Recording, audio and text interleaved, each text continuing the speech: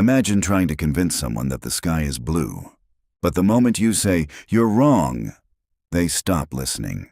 Not because your facts are weak, but because you've attacked something much bigger, their identity. Before we deep dive into today's video, welcome to Mind Masters, where we don't just summarize books, we break down powerful ideas and show you how to apply them in real life. Now, let's get back to the story. The greatest scientists, the richest businessmen, and the most influential leaders all discovered the same secret. People almost never change their minds because you defeated them. They change because they believe the idea was theirs. And one man understood this better than almost anyone. Galileo Galilei. Galileo once said, "You cannot teach a man anything, you can only help him discover it within himself." At first, that sounds poetic.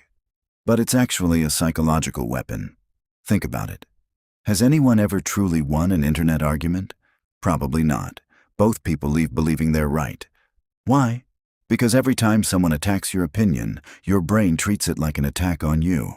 The conversation stops being about truth and starts becoming about survival. That's why Dale Carnegie wrote one of the most powerful rules in the entire book. Never begin by telling people they're wrong. Instead, guide them. Ask questions.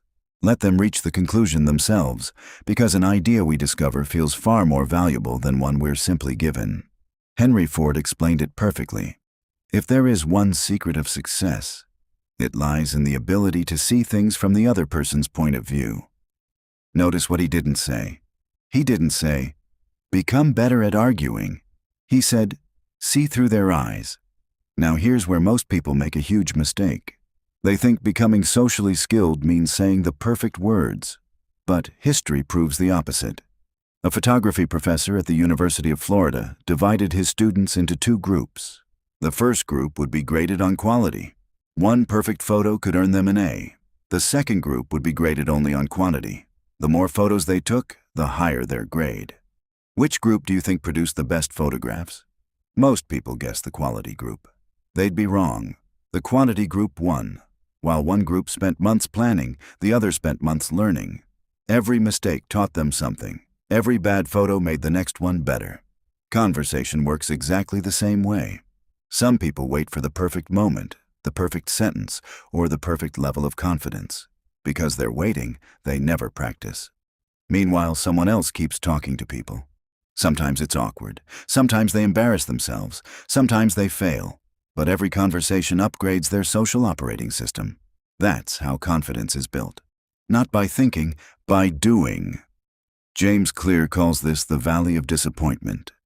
It's the point where you've started improving, but nothing seems different. Imagine an ice cube sitting in a freezing room.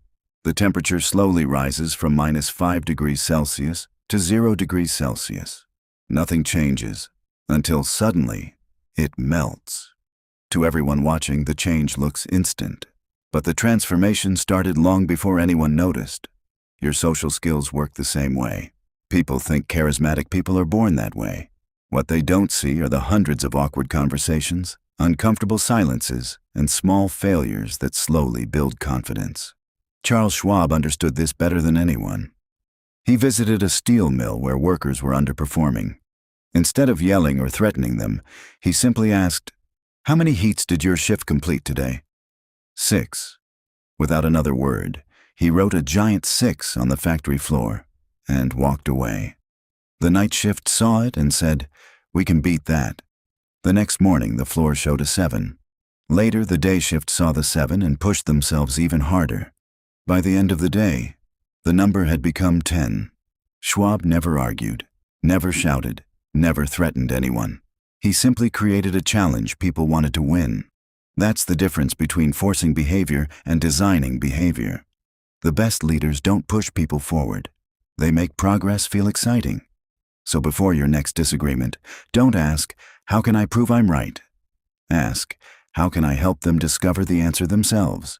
Because the person who wins the argument often loses the relationship, but the person who makes others feel understood usually wins both. Key takeaways. Guide, don't attack. People defend their identity, but they embrace ideas they discover themselves. Understand before you persuade. Seeing the world from the other perspective